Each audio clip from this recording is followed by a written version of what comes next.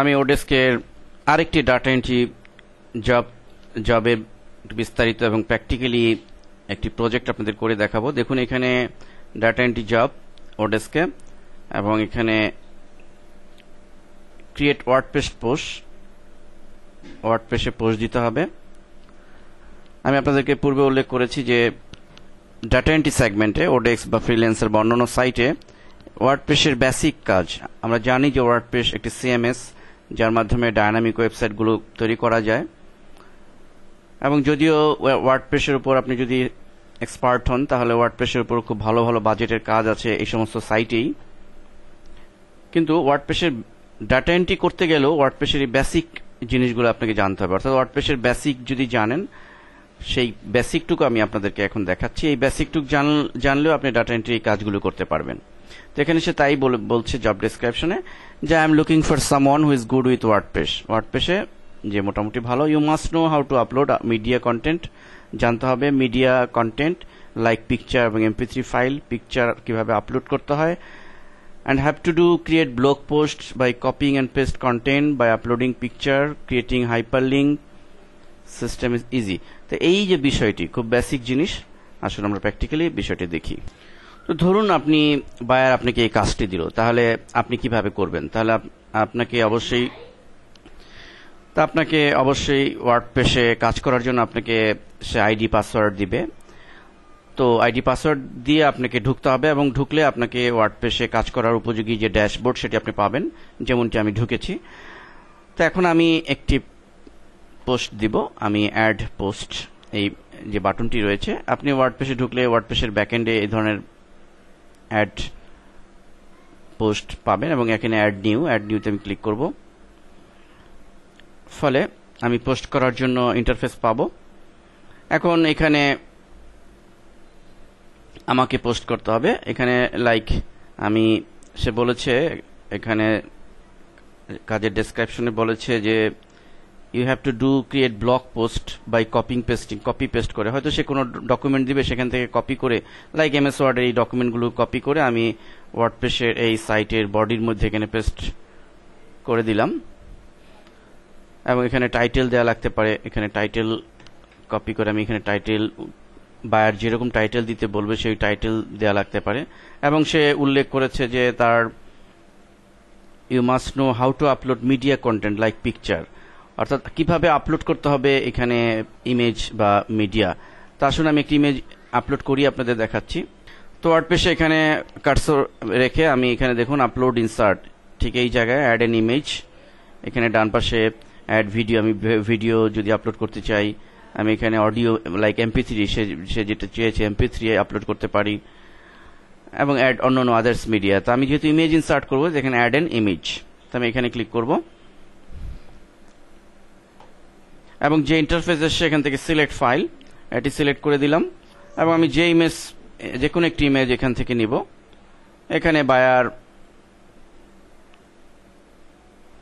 তার নির্দিষ্ট image insert করার কথা বলবে, সেই ইমেজটি আমি নিয়ে নিব।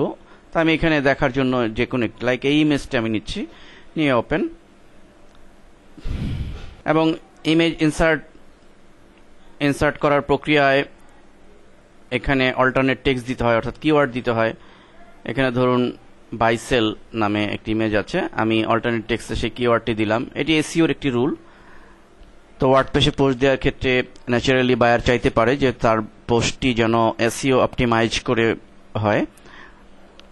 তো যাই হোক, আমি ইমেজটি এভাবে দিয়ে আমি নিচের দিকে ইনসার্ট ইনটু পোস্ট, আমি এটিতে ক্লিক করলাম, ইমেজটি ইনসার্ট হয়ে গেল। তো ঠিক এক্সাক্ট এইভাবেই আমরা যদি অন্য ভিডিও বা ভিডিও করার জন্য আমরা এখানে ক্লিক করব, এবং অন্যান্য আদার্স মিডিয়া কন্টেন্টের জন্য এখানে ক্লিক করব। এবং বায়ারের রিকোয়ারমেন্ট এমনও ছিল যে এখানে content and by uploading picture and creating a hyperlink এখানে ওয়ার্ডপ্রেসে করার প্রয়োজন হতে পারে। তো আমরা ধরুন আমি এখানে একটা হাইপারলিঙ্ক দিব, আমি এখানে এখানে একটি লেখা থাকবে এরকম, let's visit the tutorial site. ধরুন এই টিউটোরিয়াল সাইট, এই কথাটি হাইপারলিঙ্ক হবে।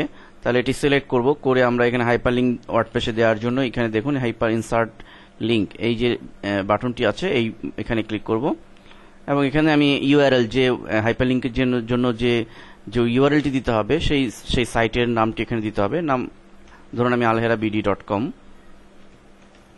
এই লিংকটি দিলাম, অ্যাড লিংক। অলরেডি হাইপারলিংক কিন্তু তৈরি হয়ে গেছে। তো এটি করে আমরা এটি ফাইনালি যদি পাবলিশ করার প্রয়োজন হয় তাহলে আমরা পাবলিশ দিয়ে দিব। এখানে পাবলিশ দিয়ে ক্লিক করলেই পাবলিশ হয়ে যাবে।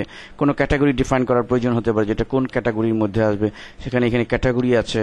এবং এখানে যদি পোস্ট এমন হয় যে এটি এসইও অপটিমাইজ করে পোস্ট দিতে হবে, বায়ার যদি রিকোয়ারমেন্ট থাকে, যদিও এখানে কোনো এই কথা উল্লেখ করে নেই, কিন্তু আপনি যদি এসইও বা সার্চ ইঞ্জিন অপটিমাইজেশন জানেন তাহলে আপনি এখানে এই পোস্টটিকে এসইও অপটিমাইজ করে করতে পারেন এবং সেক্ষেত্রে আপনার নিচে অল ইন এসইও প্যাক এই ফিল্ডগুলো পূরণ করতে হবে। তা আমি এখানে এগুলোতে যাচ্ছি না, আমি জাস্ট ওয়ার্ডপ্রেসে বায়ারের যে এই কাজের জন্য যে রিকোয়ারমেন্টগুলো ছিল সেইটুকুন আপনাদের দেখাচ্ছি। এবং যদি এই মুহূর্তে পাবলিশ না করি আমি জাস্ট সেভ ড্রাফট এই বাটনে আমি ক্লিক করতে হবে। আমি আপাতত সেভ ড্রাফট এই বাটনে ক্লিক করছি। তো এই হচ্ছে ওয়ার্ডপ্রেসের বেসিক কাজ। আপনি যদি এই বেসিক এই কাজটুকু জানেন তাহলে আপনি দেখবেন যে অনেক ধরনের এই ডাটা এন্ট্রির মধ্যেও অনেক ধরনের কাজ রয়েছে এবং আপনি প্রয়োজনে আপনি যে ওয়ার্ডপ্রেস যে জানেন, আপনি ওয়ার্ডপ্রেসের বেসিক পোস্ট করা এবং ইমেজ ইনসার্ট করা, লিঙ্ক দেওয়া, এই সমস্ত কাজ যে আপনি বোঝেন বা জানেন, এটি প্রয়োজন আপনি একটি স্ক্রিনশট প্রিন্ট স্ক্রিন নিয়ে আপনি আপনার যে প্রোফাইল আছে সেখানে যে পোর্টফোলিও আছে একটি স্ক্রিনশট আপনি দিয়ে দিতে পারেন। আপনি হেডিং দিতে পারেন যে ওয়ার্ডপ্রেস সাইট ডিজাইন।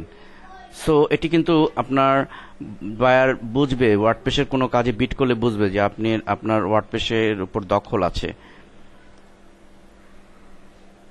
আশা করি টিউটোরিয়ালটি আপনাদের কাজে লাগবে। ধন্যবাদ সবাইকে।